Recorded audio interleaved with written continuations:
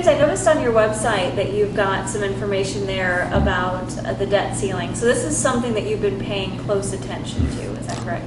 We have, yes. It's a very interesting topic, and it's democracy in action. What we see in Washington now is the thing that we've seen when the country's been in a crisis before. The people make their desires known, and that process is just beginning. It's very difficult for politicians. They don't like it, but it's what's happening all around the country. I think a lot of people, you hear, what happens if the debt ceiling is just raised, and there's some fear about what that would mean for the economy, but we want to look at what does this mean for individuals. Okay. And so we came to you to kind of find out what would this mean to, say, a person's 401k? It's good news for people.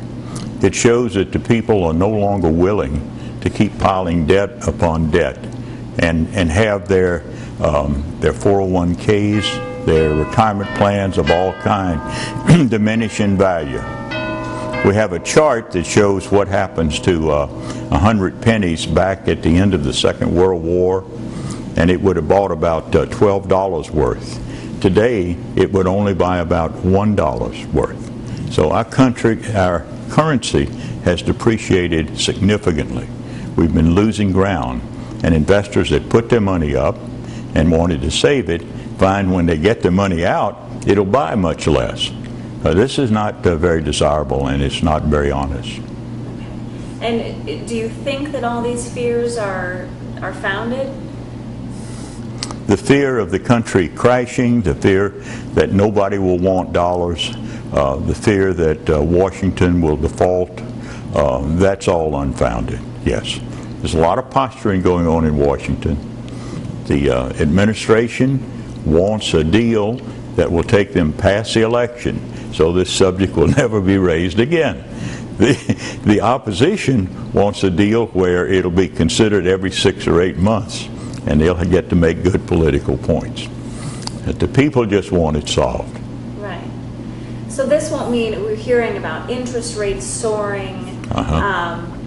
What does that mean to the individual consumer if this is true?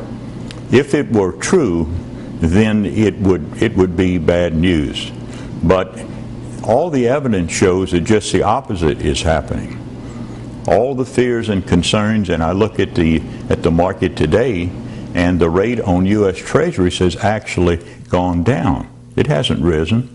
The market is very, very wise, and it represents millions and even billions of people together that make a judgment.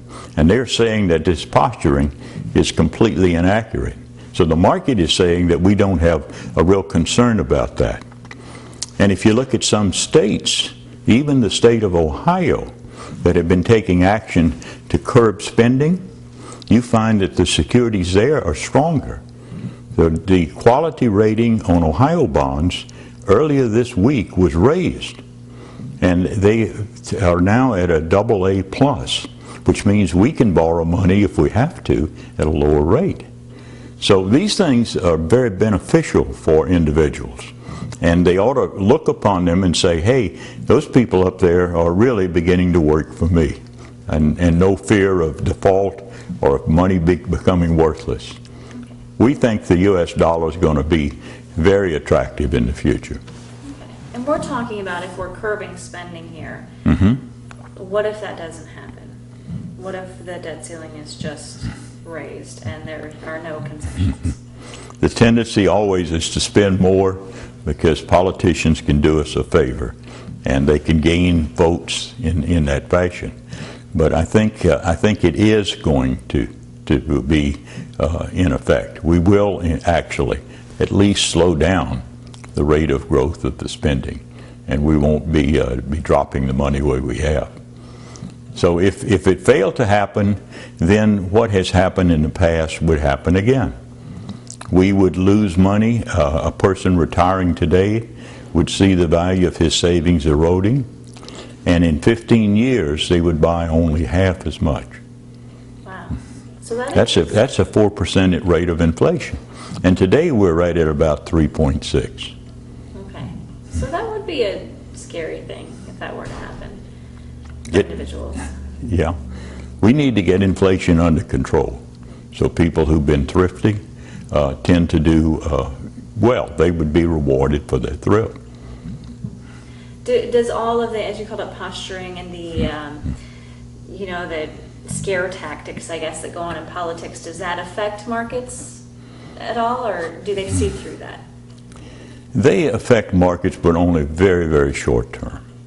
The people that invest and actually set the price on the market are very sophisticated, very wise, and they're betting, in many cases, their own money on that. So when those kinds of things happen, and when serious investors like us really look at the situation, we want to see the truth, and we want to see what is most likely to happen. What's most likely to happen is the U.S. dollar, as a result of all of this, is going to become more attractive. Money is going to pour in America as soon as we curb that excessive spending. And the dollar will buy more, and we will really become the envy of the whole world. So we're very optimistic about all of this, even though it's really messy now. And why would that be? Because we're showing that we're serious about our debts? You ask yourself, what is happening in Washington? What's the controversy about now? It's about us reducing our spending and curbing that debt that we have.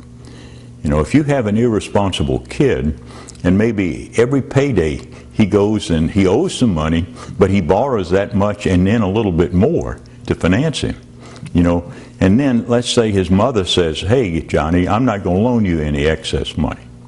You know, you have to live on this. In fact, I want you to pay it down. All of a sudden, the people that have loaned him that money feel better.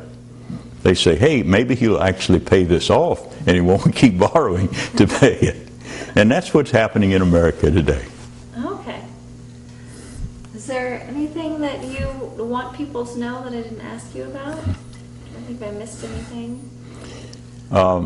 People need to be aware of their investing, and if they make the assumption that things will continue as they have, they need to try to achieve a return of at least 4% or better on their investments.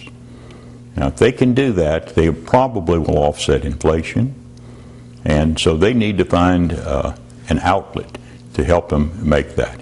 They won't get that in bonds today, so they've got to have some flexibility. And they ought to invest in a conservative manner, but that ought to be their goal, to make better than 4%. One piece of advice for somebody about to retire in a year or two, one piece of good advice for them.